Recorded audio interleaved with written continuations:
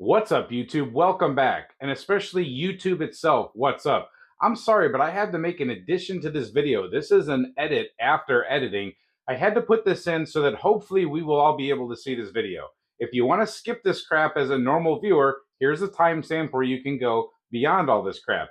But right now I have to speak to YouTube and YouTube reviewers specifically because we seem to keep having problems understanding our own YouTube policies at YouTube. So just to be clear, I'm going to be doing a video here that hopefully you're going to actually watch this time. And yes, they actually struck a video. Well, not struck. They wouldn't let a video go up. And then they actually tried to say that they watched it, but they didn't watch it. The view counter didn't go up. So previously, this video couldn't go up because they said it was no good because it was manual reviewed, but it was never actually reviewed. So anyway, this is not any kind of a prohibited item. This is a stock factory gun. It is a firearm. It does not have a magazine in it, and it is not loaded. It is completely safe right now, but it has not been altered in any way, shape, or form. There is no haired trigger. I have no optics on here that are thermal or night vision or anything like that. We're not shooting any incendiary ammunition. And I have not configured this with anything to enhance it at all whatsoever. On top of that, we're not facilitating the sale of anything. We're not directing anybody to any websites. We're not using coupon codes, links, nothing. I never tell anybody to go to a website. I never tell anybody to buy anything. Here's a spoiler alert. I actually tell people in my video not to buy this firearm. We don't work for anybody. We're not paid by anybody. We are completely independent reviewers providing information for people. We're not selling anything. They lied. They said at timestamp 310 or something like 3110. I can't even remember. They said that we tried to direct people to buy this firearm. That is absolute crap. It's absolute nonsense. YouTube is playing games again. So all of you whatever you want to call them, all of you reviewers at YouTube, do your job. I'm not breaking any rules. This video is fine. Let it roll. Come on, enough with the BS already. Now on with the video. What's up, YouTube? Welcome back. We have a unfolding pistol carbine, a Smith & Wesson FPC. This one in 40 caliber. We're going to be doing pretty much an unboxing review first shots video for you today. Should be pretty interesting. At the making of this video, there have been no videos released on this firearm, and I cannot understand that. I love 40 caliber, 40 Smith & Wesson, all 40 caliber for that matter, but I have no idea why they're not talking about this gun, why it's not a thing. The 9mm has been pretty successful as far as sales, but they're not talking about this one. Let's get into it today.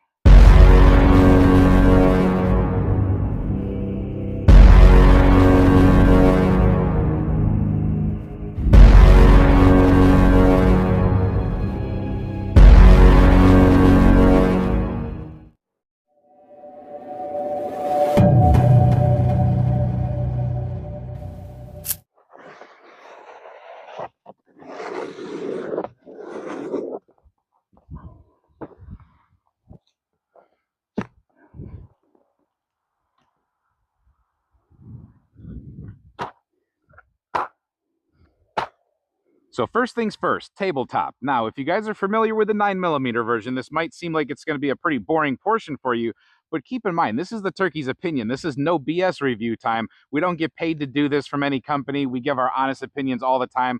I'm going to give you my honest opinions. I've been critical of Smith & Wesson lately, the past few years. I don't understand the direction of their company. I don't know what their direction of their engineering team is. I have no idea what's been going on with their quality control. Just the concepts of some of these guns that they've been putting out is just a little weird. I want to give them a chance, and boy, do I want to give 40 caliber a chance. I mentioned nobody has made a video on this. I don't understand why they're not pushing this gun out there a little bit more to the people. They do their things for the 9mm all the time, but it's almost like they want to put the 40 caliber out there, not talk about it, not show it to anybody. My FFL didn't even know this existed, and she had two on the shelf of the 9mm version and one more coming in. She had no clue this existed, and it's been out for quite a while. So do they just want to put it out there and then say, oh, we got no sales, so why would we sell a 40 again? I don't understand that, but we have it here. I'm going to give you the no BS. I already found a lot of problems just looking at this gun. A lot of things that are just quirky and weird. Keep in mind, this thing is a couple $100 more, at least a couple $100 more than your Kel-Tec sub 200 or sub 2000. Now that gun comes in 40 caliber and 9mm. It's been in 40 caliber for a while. That's a flip over gun, flip top gun. This is flip to side gun for the folding part. So there are differences, and we will get back to that. But for the price point, you're not dealing with much different type of stuff, and I'm going to show you why. Now, right off the bat, I will give Smith & Wesson credit for providing a pretty nice case for this folding gun that you can stow away like this. But then I'm going to have to take away a point because they basically gave you a carry type of bag when they could have changed the shape just a little bit, put a couple straps on it, and now you have a backpack, since this is pretty much a backpack gun. Now, I do believe this gun is intended to be lightweight, so there will be certain features of this that will make it lightweight, but I'm just a little bit opposed to some of the way those features are set up, and we will get to that. But we want to do the tip to butt thing because everybody seems to like that for some weird reason. So starting at the tip, we do have a threaded barrel. However, I better not remove that. I don't want to get in trouble. You know how it is. You'll notice this is a pretty thin barrel, and I know we're dealing with a pistol caliber cartridge, a 40 caliber at that. It's nothing heavy, but the barrel right off the bat does seem a little bit thin. That could lead to maybe a little bit extra whipping. I'm not sure. Maybe some of you better ballistics experts than me would understand that. Maybe leave a comment in the comment section. But on top of that, the reason I've mentioned that is this is a polymer handguard. So we want this to be nice and lightweight. Okay, but you notice it's basically bolted together just like the Kel-Tec is, because it's two pieces of plastic sandwiched together. Along with that, every section you see here and up here at the front, you're going to notice that it's pretty much almost touching, if not is touching, the barrel right there. These plastic pieces, they're all throughout this handguard, so we have multiple contact points on this barrel. That is something that is always usually looked at as a bad thing. We don't want to have contacts on the barrel for accuracy reasons. As the barrel harmonics do their thing, you don't want contact points. So whatever, it's lightweight, but it does look very Kel-Tec-ish, very cheapish. It feels pretty cheapish. It does have M-LOK on it right here. So we have M-LOK at the 3, 6, and 9. At the 12, we have a Picatinny rail. Now, let's get to that real quick. So that's plastic. I don't know anybody that wants a plastic Picatinny rail for their optics to hold 0.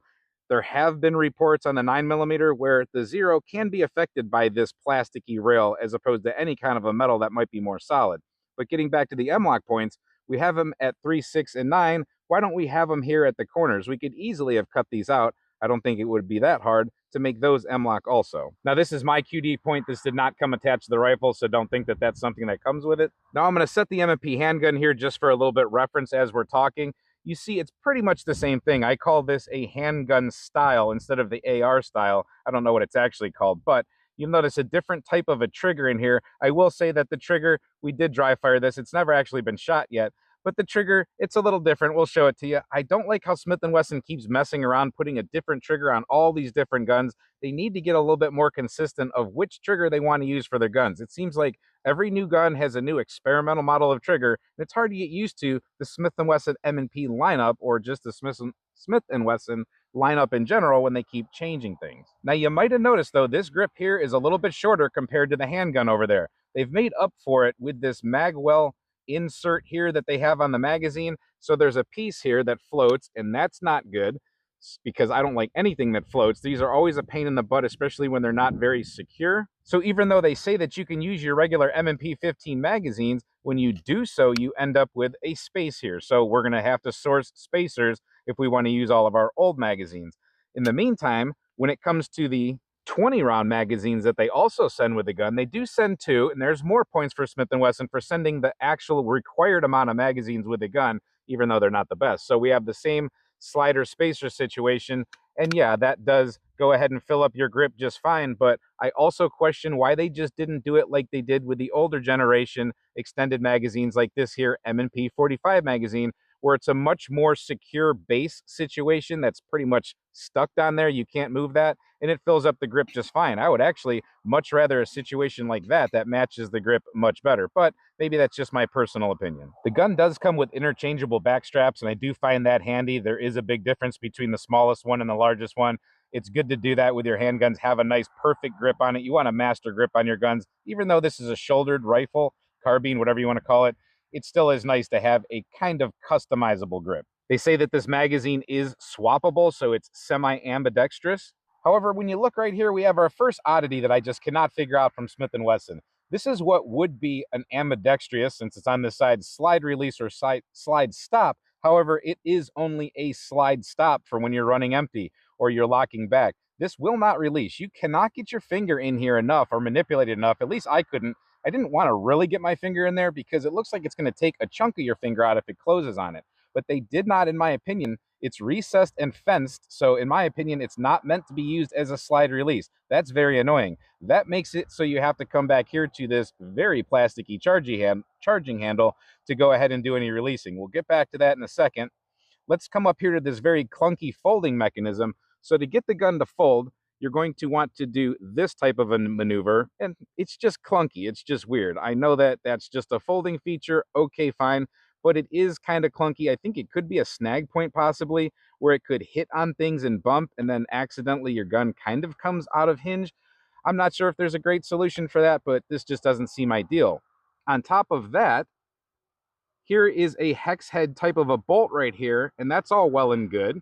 But down at the bottom, you're going to also see a hex head bolt situation. Now, I'm not sure if these can fall out and drop in the field and get lost in the grass, but boy, putting a screw up underneath that way so that gravity might affect it, not a good idea. In my opinion, if something's going to come loose, I would much rather it only be reliant on the top, so at least gravity might be holding it a bit.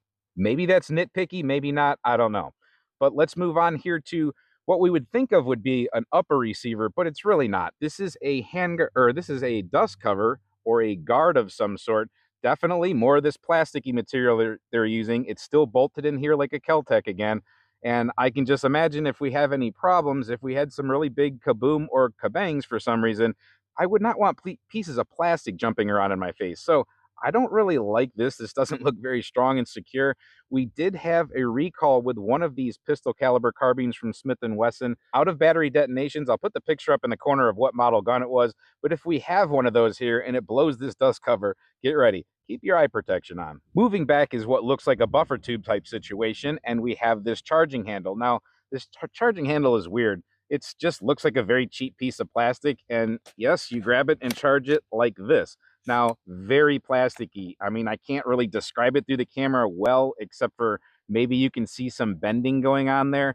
So this thing could be prone to just snapping on you. I'm not sure how it acts in the cold weather, if it gets more brittle, but definitely not your ideal situation. It just doesn't seem like it's a super quality part. The buttstock is another one of these plastic situations. It has one QD attachment point on it. It's not super comfortable, but it's not exactly uncomfortable. There's nothing that's going to be super heavy recoiling about this gun, so it shouldn't pose a problem.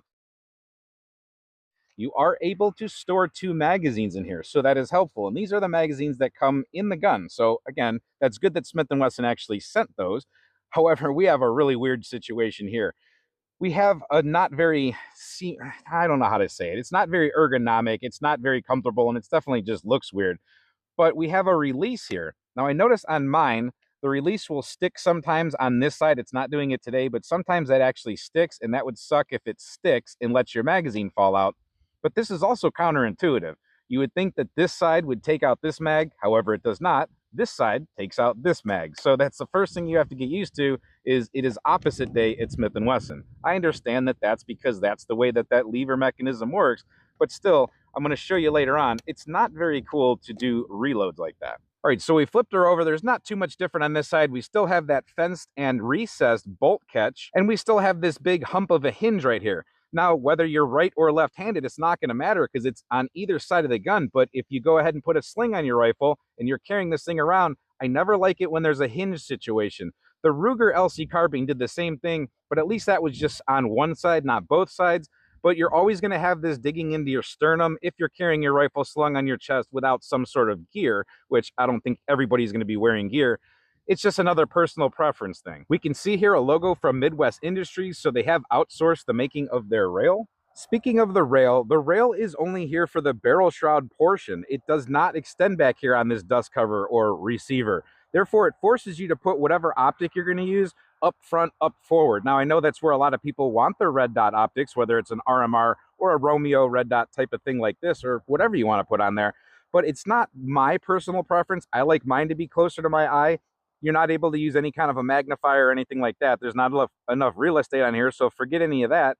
And on top of that, you're not really going to successfully put a great set of iron sights on this gun as a backup situation or a primary situation, because right off the bat, you have to put your rear iron sight all the way up here. So that would stink, and it doesn't come with any kind of backup sights.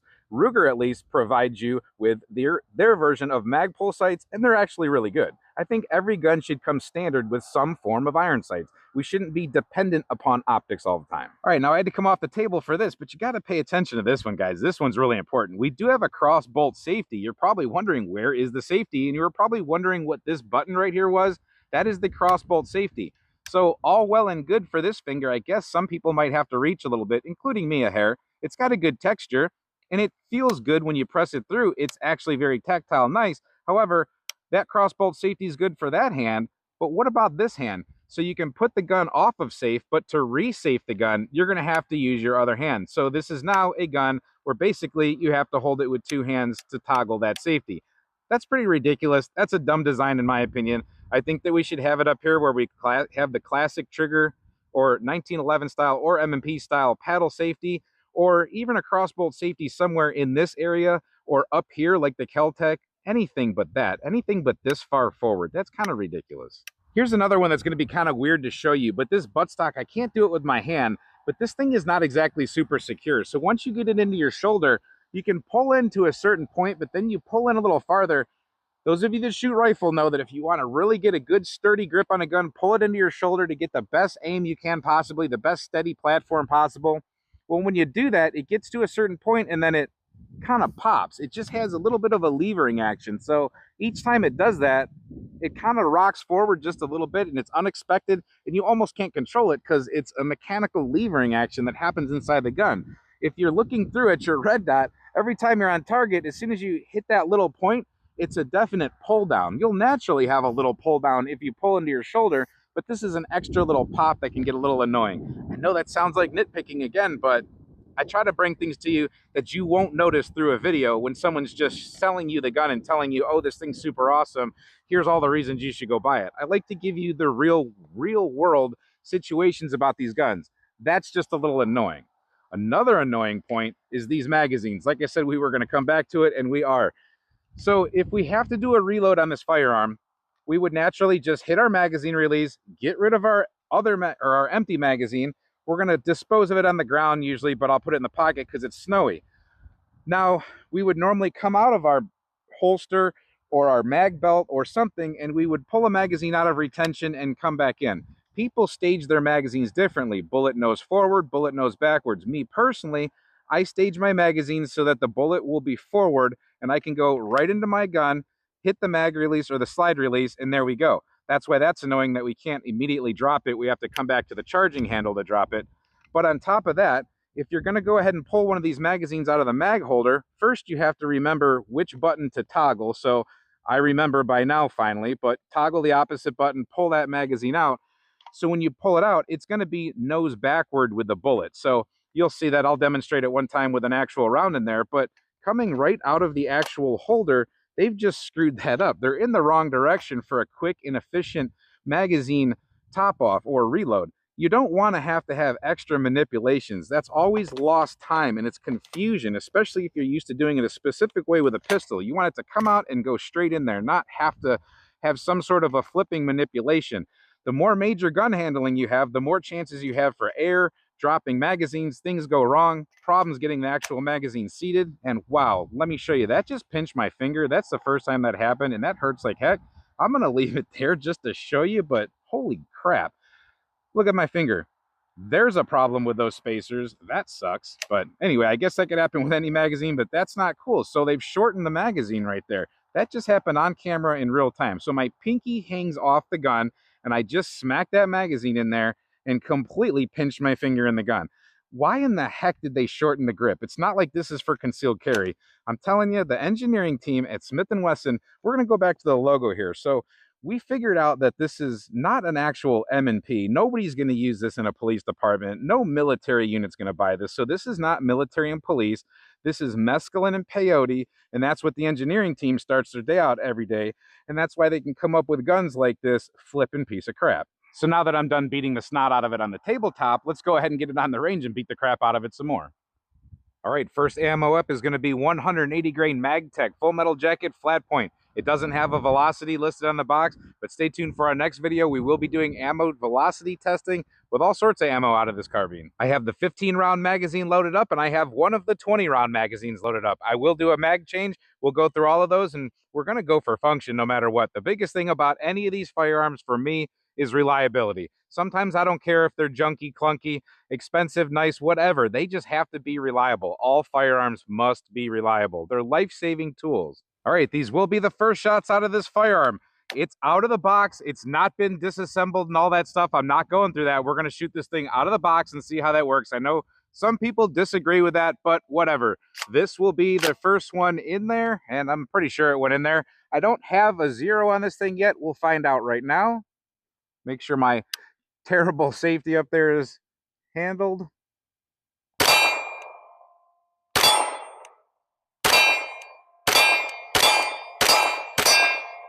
Actually, we do have a 0 on there. Oh, but we all get the heck out of here. We already have a malfunction. There we go. There was our first jam, and that actually sent that bullet back a little bit. I think that went ahead, and anytime you do that, if you push a bullet back a little bit, you end up increasing the pressure a little bit. Sorry, I can't talk. There are more in that magazine.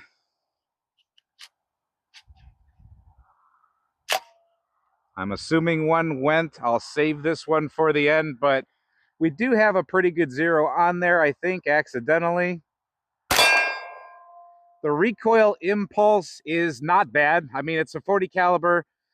It rings in your ear just a little bit through the buttstock, but the actual recoil, it just feels like anything more than would be a normal 22 or something. It's not even like a normal 5.56.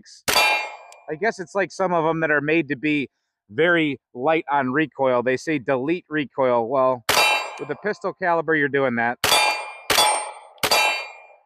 You feel a lot of the stuff going on. You do feel it kind of happening in this action. You feel a lot of clunkiness happening. There's nothing smooth about the gun. Go ahead and get rid of that magazine. And remember my tricky little, very unergonomic situation here that would get you killed. Not smash my pinky. Have to do a manual charging.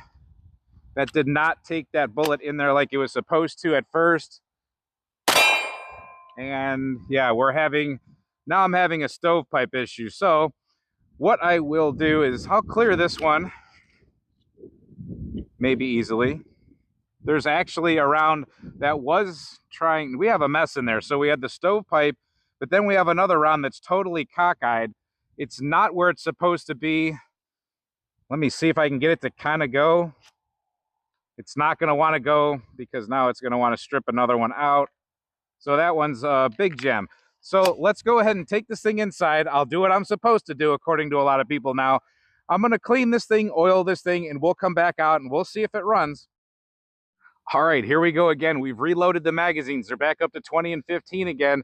I've cleaned this gun. That was not an easy cleaning procedure. That's not like your typical AR-15, just stripping the bolt and the charging handle out of there. Totally different story, but the manual did say twice in the manual, I will admit, it said, clean the gun before shooting for the first time. It comes with cleaning oils, blah, blah, blah. But I wanted to see what would happen out of the box. Now, that was only a few shots. It's not like we did any catastrophic damage to this gun or anything like that. The barrel is clean, the chamber's clean, the bolt is oiled, all that stuff is lubricated. I got grease on oil on my hands. It's ready to go. There's no excuses now. So let's try this all over again. Same ammo, loaded up, 15 round magazine. First one goes into the chamber.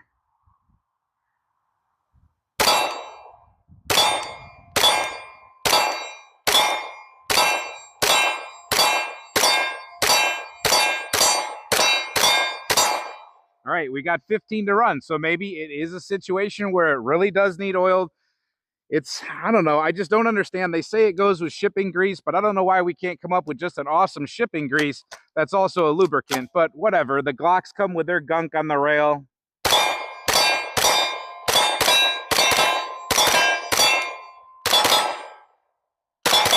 Saw a piece of lead come back there. Now I am getting bounced by this charging handle. It's bouncing me in the lips. It's not staying forward. So under recoil, I'm sure camera guy's gonna catch it at some point. It's bouncing me right in the lip. It feels very weird. It's like I'm getting kissed.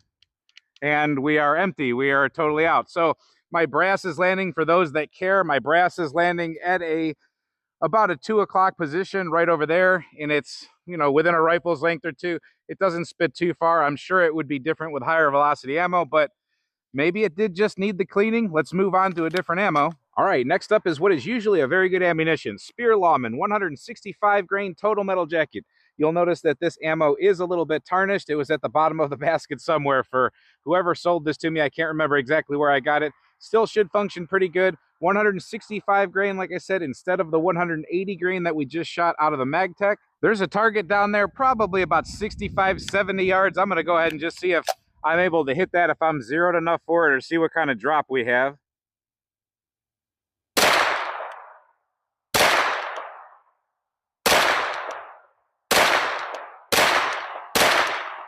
Nope, not zeroed for that at all. There's one that's a little bit closer. And nope, not able to get that one. So we're not zeroed right now. I will tell you, this thing is smacking me in the lip. This is actually gonna give me a fat lip here in a second. That's really uncomfortable. I don't even know if my lip is bleeding, but that sucks. I'm gonna have camera guy go ahead and bring the camera up here. I don't know how many rounds I have left, but there's at least 3 or 4. But that's getting to be pretty darn uncomfortable. God, that thing actually smacks your cheek, smacks your lip. I don't really know what's going on here. I can't see it. I'm sure we'll see it in a little bit slower motion or something. I'm going to stand my cheek off of this gun a little bit, though.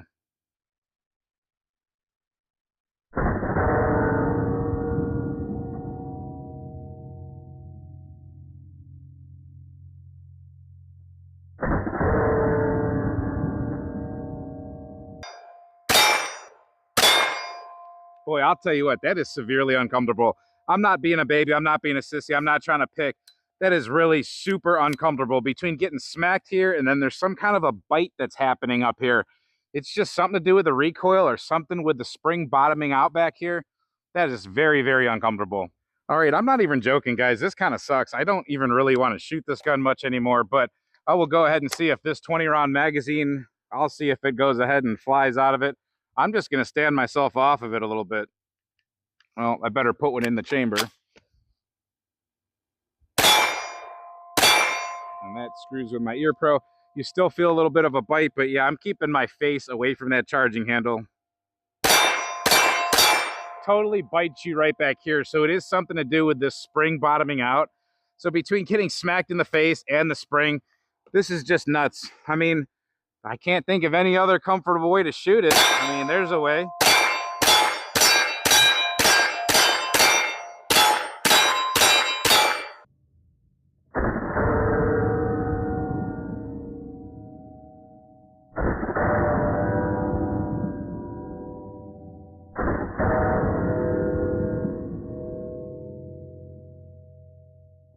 Totally awesome engineering by Smith & Wesson.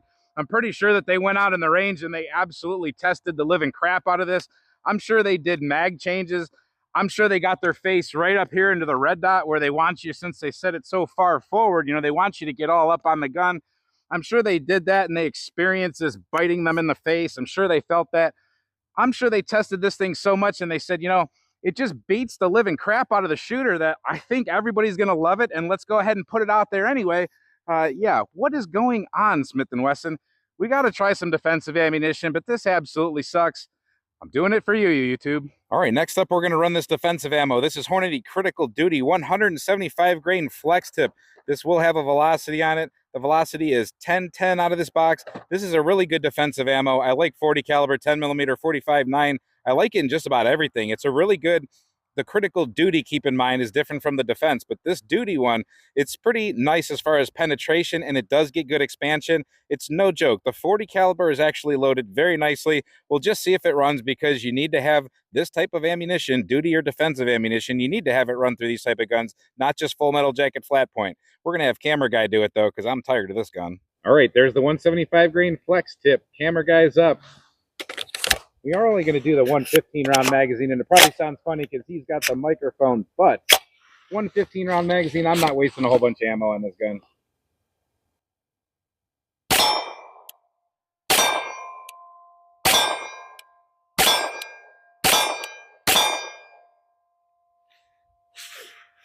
Jam. Jam. We got a jam. Holy crap. I was going there focusing on the charging handle, and we caught a jam. What do we got there? Just a failure to go in all the way? Thank. Typical BS. All right, so the gun's clean and oiled, but that's good ammunition for sure.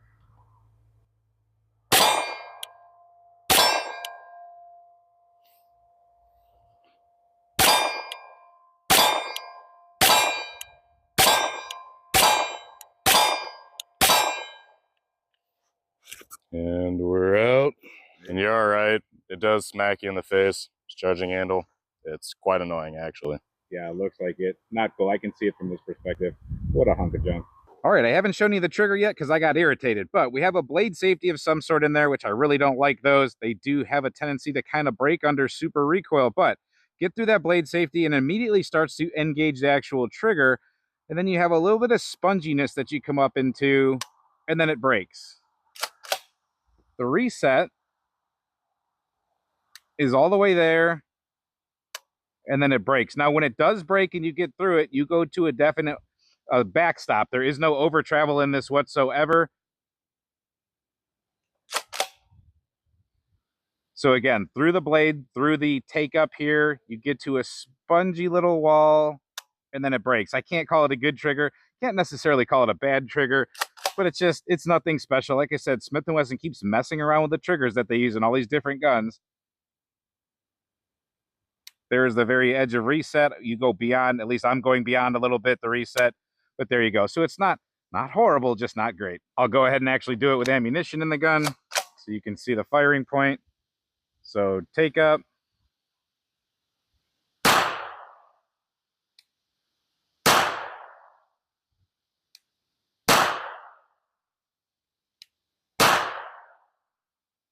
And that's it.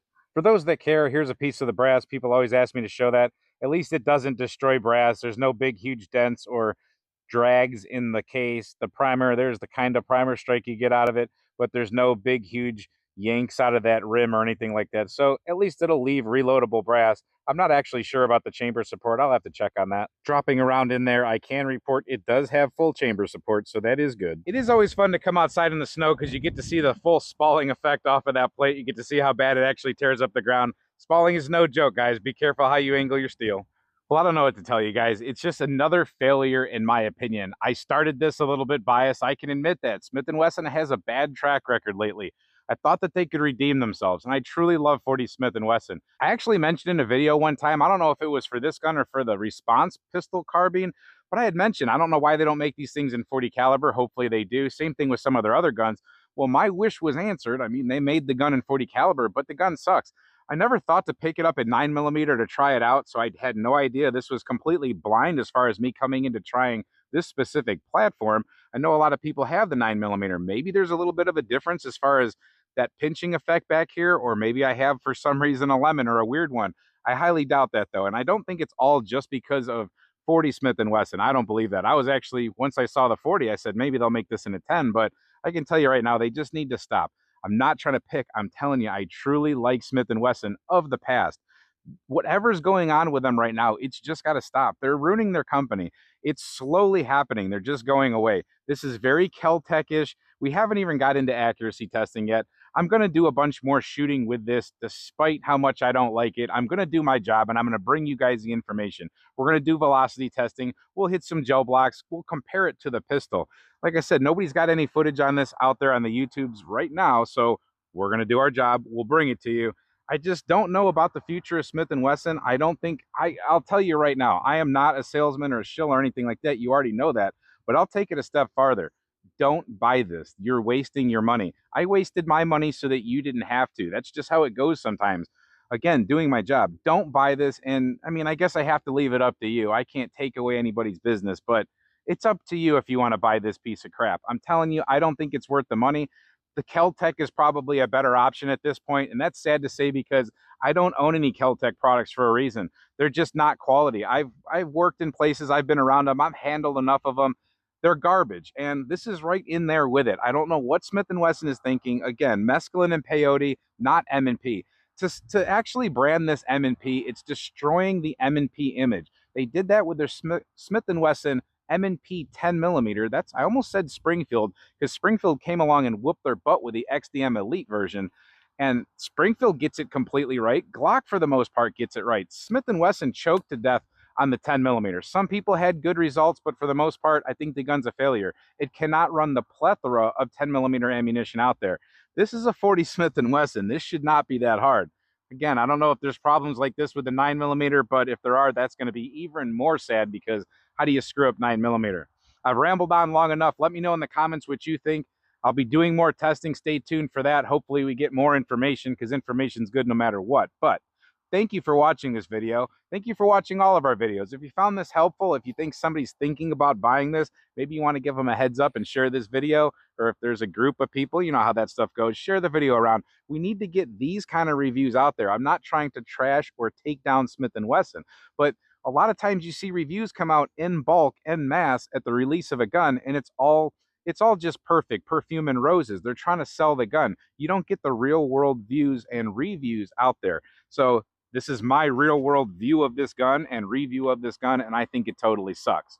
Again, thanks for watching. Hope to see you next time. Stay safe, have fun, and keep shooting. Probably not an FPC.